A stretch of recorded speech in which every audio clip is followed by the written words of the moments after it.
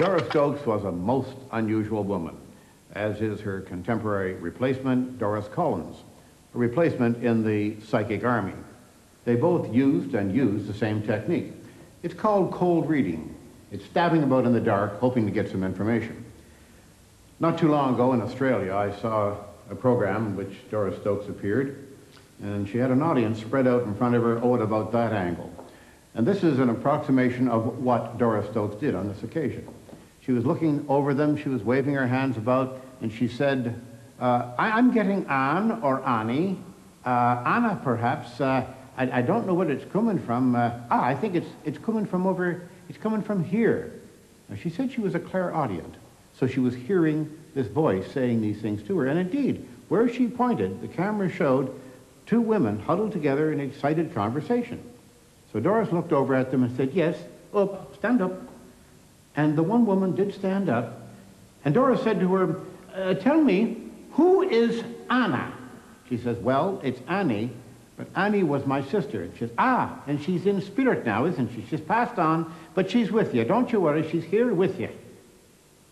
Now, that was very revealing to me, because immediately after this performance, one lady grabbed me in the lobby and said, Mr. Randi, how can you doubt these things?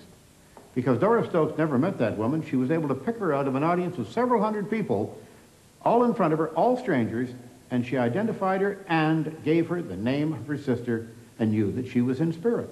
But that's not exactly what happened. Remember what happened. Doris looked out over the audience, looked back and forth, and she said, Annie, whatever. And as you can see on the videotape, as she looked over to this part of the audience, these two women, hearing that name, began to huddle and talk excitedly together. Then Doris looked back and said, it's coming from over here, and pointed over there, and indeed where she was pointing, the two women are in a huddle. But they were already in a huddle before that. She then said, stand up, and she didn't indicate either woman, but one woman did stand up. And to that woman she said, and that's her downfall, who is Anna? The woman corrected her to say it was Annie, and she was my sister, which of course means that she's now deceased. It didn't take a genius to figure that out. But you see, that's the way these people work.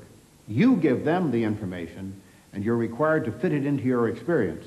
If you don't, you are the one who fails, not them. You give them the information, and they make use of it.